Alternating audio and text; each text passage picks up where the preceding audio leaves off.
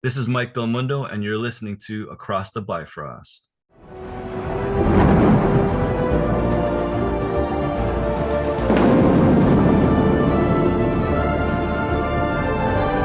Whosoever holds this hammer, if it be worthy, shall possess the power of Thor.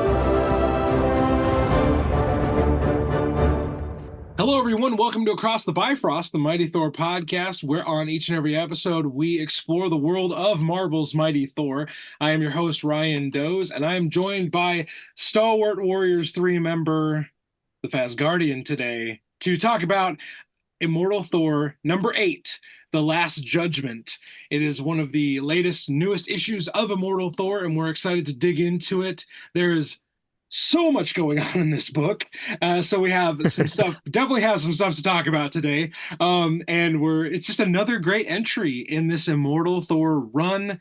Faz, man, it feels like an age since we talked about Immortal Thor together. So, like, man, how are you feeling about Immortal Thor number 8, The Last Oh Judgment? man, So much Gaia, so much mommy issues, so much is happening. it's one of those like crazy lore issues where we Oh, learn so so yeah. much about kind of the origin of the world and the origin of kind of the Utgard realm and all that stuff. And it's just like this is one of those books that kind of really fills in the gaps and that Yeah. he's been spinning this story and now he's going to kind of let us know the answers to some of the questions, but not enough of the questions, Mr. Ewing, please. I need to know what happens Bastard. next. I couldn't agree more. This is yeah, like you said, it's a good connecting issue. It connects Mhm. enough of the dots where we feel like we're finally getting some answers, but it doesn't connect all of them because what would a good comic be if it just filled in all the gaps for us? So, uh man, we just got done with like a little side adventure in the past, but also the ever changing present with Loki and Thor, and now we jump right into a another kind of side questy little adventure where Thor goes and confronts his mother Gaia and asks her simply, "Hey, what's up with this Utgard Loki guy? What's up with Tyrannos? Like, how is all this happening?" And she gives a very long-winded answer for why this is happening. And also, we get kind of a cool little character unveiling about what Thor's role is in all of this nonsense with the Utgard realm and this long ages God war that happened. We learn kind of what Thor's role is to play in this. But Baz, first impressions of this book, like we might as well just start with the cover, man. Like this is we've been so blessed with Alex Ross covers, and I feel like this is just another entry where we see Thor amidst all these vines and this vegetation, and then Gaia's face is looking down on him. We don't see this version of her face in the comic. We see a very different, very like Very different. Cthulhu-esque look on her in the book. But Ross has this beautiful face of hers looking down on Thor, and we see Mjolnir up in the corner is like also latched to these vines, and Thor's reaching out for Mjolnir. But what'd you think of the cover, man? Well, I have two things that I have to say in Mr. Wilrose's stead. So, firstly, it's certainly a worthy cover for Legacy number 769. It's There very we important to go. note that. Secondly, this is probably the first time in a long time that the scene that's depicted in the cover is actually in the comic later, which is Right. something that Will always mentions the fact that it's never actually there. But about halfway through the book, Thor is ensnared by Gaia, and the hammer is pulled away by the vines. So it's really, I mean, it's probably my favorite of the Alex Ross covers so far, Oh, which really? says a lot. Like Alex Ross, for me, the realism of it, some of them really hit for me, some of them I don't love as much. This one just Okay. looks so cool, and there's enough kind of going on that it doesn't look like a real photograph of somebody being vined up. It's beautiful. I think it's a fantastic cover. The other thing, Ryan, that's interesting about this cover is the name Under Ewing. You want to explain to the listeners what's going Oh on there? yeah, yeah. So a little bit of a shakeup on our creative team. So here's the creative team that we've been used to.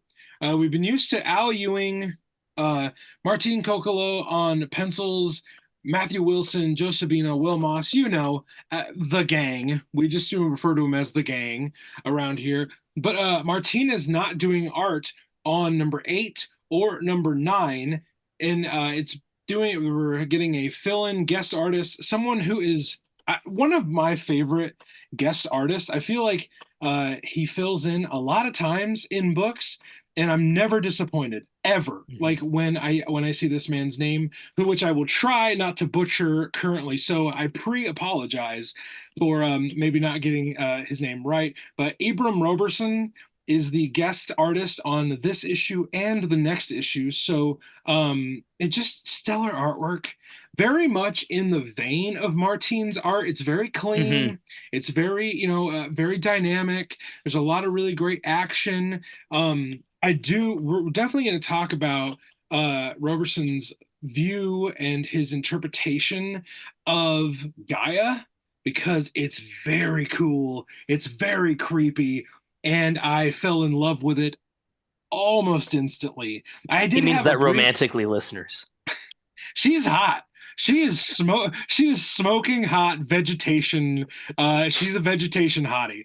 I did have that one bit of pause where I was like, "Oh, this is different," and then I read a few panels and I was like, "Oh, this is the best kind of different." Yeah. I love it. It fit this issue so well. I'm just gonna give a bit of an overview, and then we're just gonna kind of dice up the book real quick and let you know some of our favorite parts of this. And we hope that as you've been listening along with these Immortal Thor reviews, hopefully you've had your own interpretations of these comics because you're reading them, you're listening to us kind of like as a commentary or like a buddy that you're reading comics with. We want to be that to you. Whatever you're interpreting as you're reading, like that's yours. We don't want to tell you what to think about these issues. We want you to enjoy them for what they are to you. So we're going to tell you a little bit about them, a little bit about our favorite parts, and yeah, then we'll get you out of here in a few minutes. So what happens in this issue is Thor goes to confront Gaia, basically to say, "Hey, what the hell, Mom? What the hell?" And she tells a story of the gods and Atun, who is a name I didn't expect to see. We see so many different gods and monsters and so many different references. Like Set is referenced, Chthon is referenced, Tiwaz is referenced, which made my little nerdy heart happy.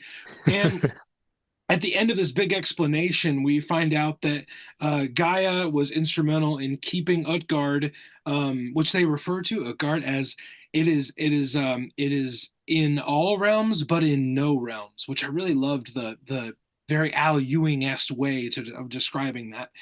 She is the one that holds the key to things from Utgard realm getting into Earth, and Thor basically is like, "Hey, why? Like, why are you doing this?" Like, and she's like, "Well, the humanity, the mortals need to be judged." Thor says, "Judging without, mercy is wrong." And she says, "Thor, you are my mercy to Hmm. them."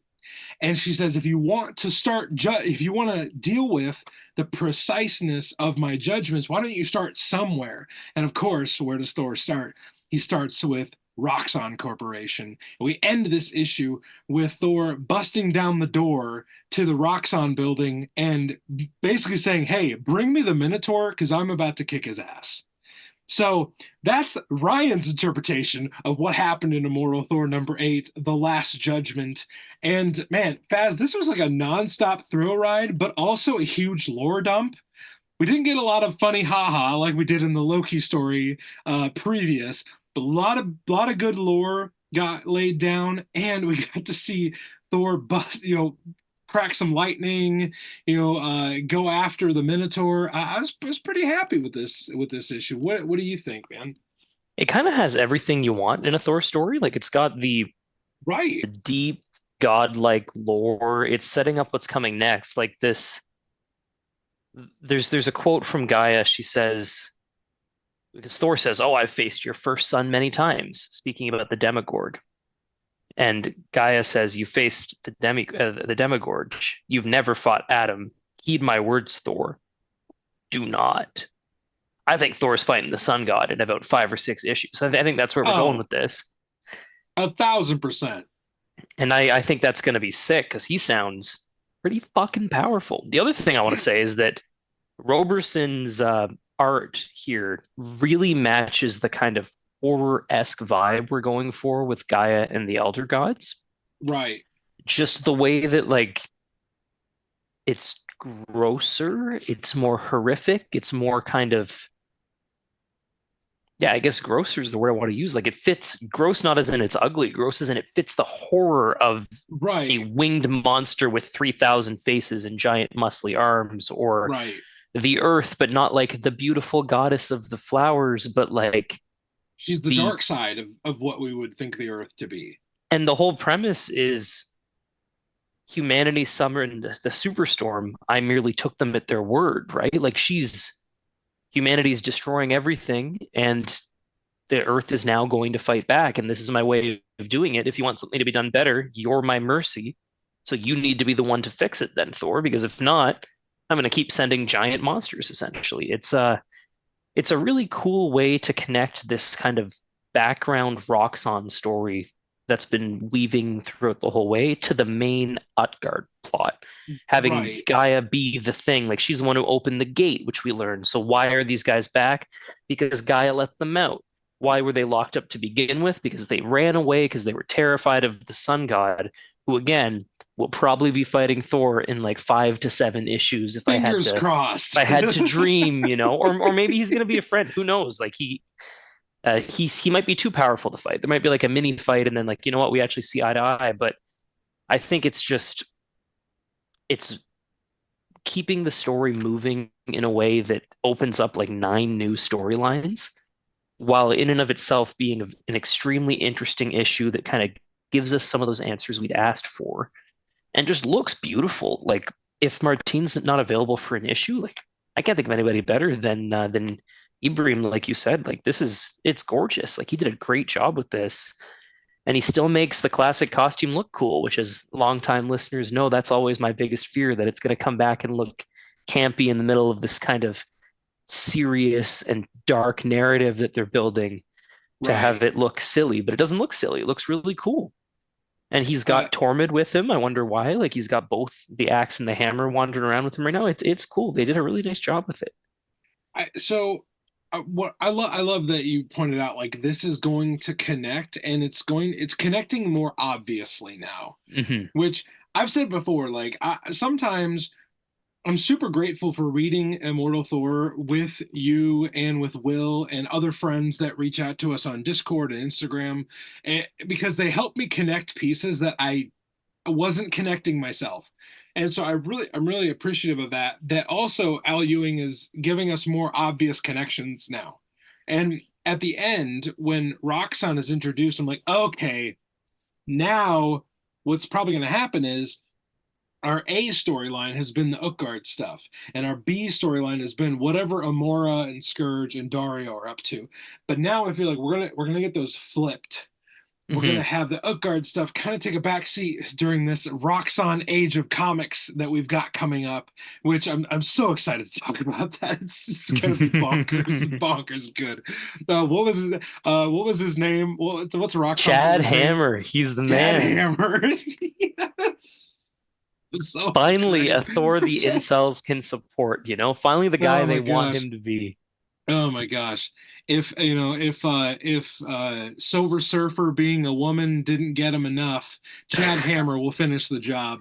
That's Um, risky, Ryan. You can't say stuff like that. We're oh gonna threaten a no. bunch of the viewers with a good time. Well, a bunch. Yeah, okay. I you're, I feel like Faz, we might have weeded them out early. Oh, If I they're mean that's still that's a very good point. They're definitely hate listening if they're still listening, so yes. they're probably just glad that you brought it up. Yeah, that's a good point. We have now, to be clear, most of our listeners, probably all of them, are great people, but those crazy Yeah, incels that we constantly make fun of the whole time, if any of them are still listening hundreds of Thor podcasts down the road, that's right. because they are hate listening in the same way that they Okay. hate watch the MCU. Well, that's fun for them, maybe.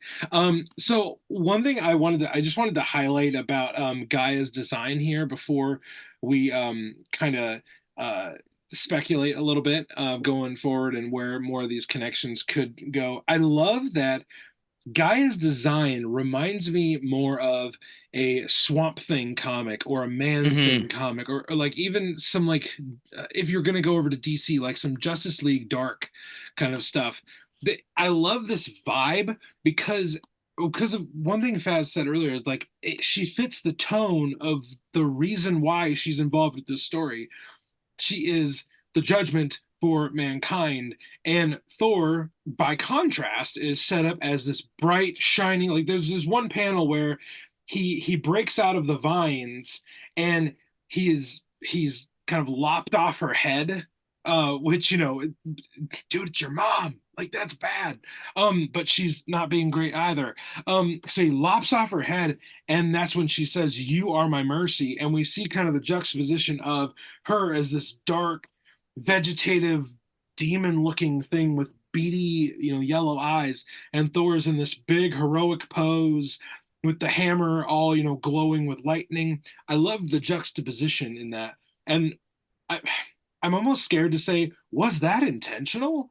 I'm assuming it was intentional, but I might be reading into maybe the light versus dark a little. I might be reading into it a little much.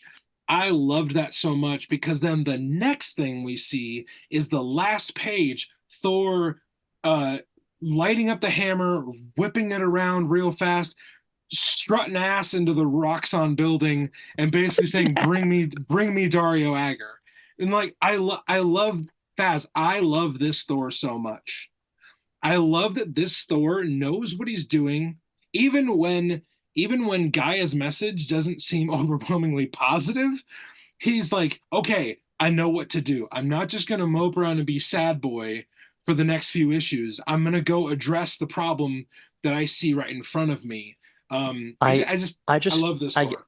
I love the idea of like the corporations are not stopping polluting. What should I do? I should go murder the CEO of the biggest corporation, and that will fix the problem. But like it legitimately will in this universe, like this evil Right. ExxonMobil allegory. If he can convince Dario to change his mind and change his tune, Gaia's problems will go away and she'll probably lock the door and everything will be fine. Like it continues the theme of he's a creative problem solver. He's not just a guy who hits things really hard with his hammer. It just so happens that a good number of his solutions do involve hitting someone with a hammer. Yeah, I mean Um, it's part of the game, mate. The man is still a carpenter after all, right? And the carpenter's biggest tool is a hammer, right? But to that someone doesn't with mean a hammer, every every solution's. problem is a nail. Yeah, yeah, yeah. And for this man, some of his problems are sharing the hammer with five of his friends or doing whatever he's got to do to try to convince the nail that it's actually a hammer this whole time and then it goes away ashamed of itself. Like there's a lot of fun stuff that can happen depending on the creative solution we choose, but sometimes you just got to hammer something. So we see at this last panel where Thor again is marching into Roxxon. We know where this is going because also the covers, the covers and the preview images that we've gotten in the Marvel previews book that comes out. Which, by the way, if you're a fan of Marvel Comics and you're not getting the Marvel previews, like you got to get the Marvel previews Mhm. because that lets you know what's coming up and it allows you to like I don't know, dream a little bit. Just on Alex Ross covers alone, Faz, I have dreamed up so many scenarios for our Yeah. boy in the next few months. And we see I thought we were gonna get a letters page for this one, Faz, but we don't get a letters page at the end. Instead, we get a little bit of a promotion for Immortal Thor #9, which is a beautiful cover of Amora the Enchantress ripping up a Journey into Mystery 83, the first Hmm. appearance of Thor. She's ripping it up, and looking uber menacing, and basically we get this synopsis of like, hey, the Enchantress is coming, and something really, really bad is going to happen. We let me pull that up real quick. The son of Odin comes to the citadel of Roxxon to make war for the sake of the earth herself, but his enemies were waiting to steal from him the one thing that was Thor's alone, and they had crafted the foulest weapon to do so. Is This is the story of the immortal Thor and of the trap he could not escape. Like, holy cow. Now, are you going to read the solicitation for the real main important issue, though? I feel Roxxon like presents Thor #1. I feel like that should fall to you. Yeah, no, that's fair. So, I mean, all that sounds cool. The Enchantress, whatever, that sounds fine. Yeah, But it's fine. listen up, Chads and Duds and whatever else we got out there. We got a much more important comic coming out featuring AI spokes guru Chad Hammer. The son of Odin knows Mama Gaia is a top priority for heroes and for business. When a group of insane environmental activists take saving the earth, quote unquote, too far, it's time to show them the wisdom on both sides. That's right, both sidism at its best. Oh boy. But which god of evil prompted the kids to rebel? Could it be Loki, god of evil? There's an all-star cast of heroes like Minotaur, who everybody knows is the coolest good guy of all time, Executioner, Enchantress, and the Thor truck. That's right, everybody. I'm so ready for the Thor truck. Mjolnir is now the second coolest accessory that Thor owns because the Thor truck is much more important. We This don't is even the know what it looks story. like yet, Vaz. This is the Roxxon Thor, not even Roxxon. Like it's a rocking and rolling Roxxon Thor. It's a vital part of the absolute absolution mega event. I bet the Thor Absolute truck is absolute. gonna look dope. Now, listeners, I have no idea if this is like just a one-off funny thing to meet the meta narrative of the story, or if it's going to be a continuing series. I actually want it to be like 4 books. I doubt that'll happen because I think people will go insane and think this is serious. But I love that Al Ewing and Greg Land are putting together an entirely satirical Will comic. Rose's favorite artist, Greg Lands. Will Rose's favorite artist. I love that this is happening. I love that I'm sure it'll make some sort of plot point in the next issue, but I just love that it's coming out in the real world. You can purchase this book, and you should, because you'll get to learn about the power of both sides while driving a Thor truck. I love also that for this Immortal Thor, Roxxon Thor back and forth that we're getting next month, they made up an event for it. Absolute Mhm. Absolution is like a jab at Marvel doing events. Like Well, it's I love Absolution is one of the big events, right? So I mean, this is a cooler version of that because it's going to be it's, Roxxon's version. oh, you thought Absolution was cool. Absolute Absolution is Yeah, even cooler. yeah, it's I double the just absolution, double the fun. gosh, Roxxon Thor Absolution, two Absolution, two Absolute. Um, Two absolute, two absolution. I love it. so needless to say, the next few issues that we talk about on Across the Bifrost are going to be bonkers fun. Like and we're going to learn stuff. We're going to figure out how these things tie into each other. And this Roxxon Age of Comics I'm super interested in this. Like I don't know where it's going to land, but pun intended, I guess. I don't know where we're going to land on this. That was great. Somewhere Will Rose is erupting. That might have been the wittiest thing you've ever said, and I don't say that as an insult. I mean that was very well done. That was Oh man, who knows where great we'll fun. land? But Oh, it's too many. You're making too many man, land it's jokes now. You too you couldn't many, land the too many. plane with that one. Oh, but Oh God, these are bad. so they're bad. So this is what happens when Will's not here. There's no target. There's no target for There's no this. one to make the pun and us to realize it's bad. So now we're making our own puns. So, man, Faz, just final thoughts about Immortal Thor #8. I mean, super fun book, but also like lore heavy. So, what was kind Yeah, of like it's the final statement on this one? I really like when Al Ewing gets lore filled, and I really like when Thor is lore filled. So I know that there are readers out there that want just as much action and adventure with Thor as possible, but this whole origin of the universe and origin of the Earth stuff we're getting, I think it's well worth it 8 issues into this story to kind of learn these things so that when shit gets real in 15 or 20 issues, we've got this base. Like Al has talked about sketching out the first 50 issues already in his brain. And knowing that he's taking the time to set this up here makes me think we're going to get some crazy shit. I also cannot wait to see what they do with the Minotaur because I kind of hate him as a character. He was so frustrating in Jason Aaron's run, being that we went from such a crazy cool start to just talking about a fucking CEO for like 7 issues.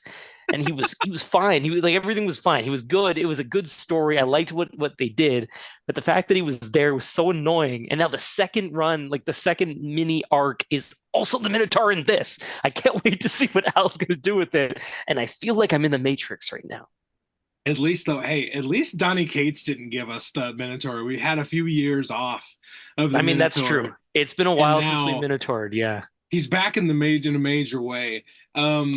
I don't mind the Minotaur as much. I do like that Scourge is back. I love that Amora is back. Oh, We yeah. didn't we didn't see them in this issue, but we are pretty much guaranteed we're going to see them in the next issue. So I'm excited for where we're headed.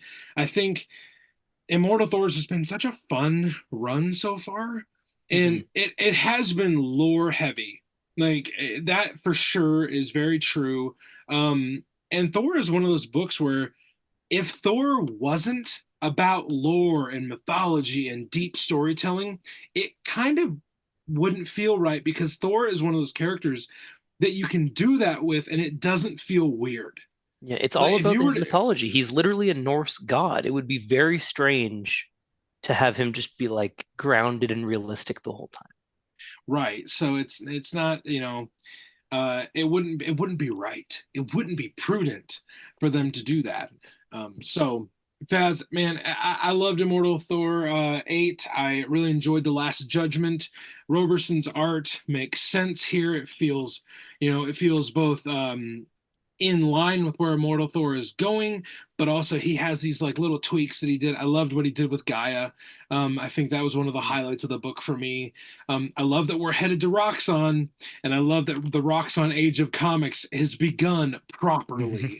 And maybe for those of you that don't know this, Faz and I did send in letters to the letters page. We finally did what Joe Sabino Oh told us to no, do Ryan, you're months saying it ago. out loud. What if we don't get picked? It will be very sad. Here's Will Moss and Joe Sabino told us to do it. So I feel like that's like we can at least talk about the fact that we sent them in. Look, all I know is that if it doesn't happen, I'll be hate tweeting at Will. No, I won't. I love Will Moss. No, That's not you going to won't. happen.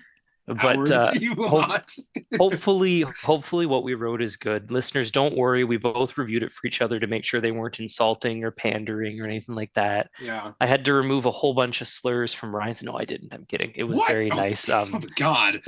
So That everybody, that that unmedicated rant from Fazio aside, um, everybody, we hope you've enjoyed this review of Immortal Thor number 8.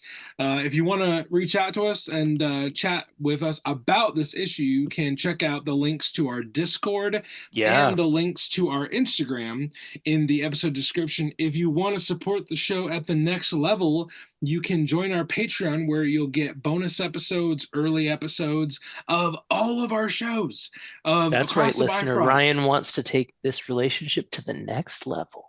I don't even know what you mean by that. You can get early episodes of Superpower Happy Hour, The Near Fall, our new wrestling podcast, and Across the Bifrost. So all those things are available for you for just a few bucks a month, and we would appreciate your support. It helps us pay for Zoom subscription, Marvel Unlimited, DC Infinite, and eventually a new microphone for this guy. And So and don't forget also free games. Very exciting. You get to hear a bit yes. more about what makes us tick. If you think we're unhinged on the main feed, you should hear what our patrons get to hear. Yes, they are so fortunate. They are so fortunate. They give us money and we give them more of us, and they seem to like that. So, everybody, thank you so much for listening. We will see you very, very soon. So until we see you next time aboard the Rainbow Bridge, remember to do one thing, and that is to stay worthy.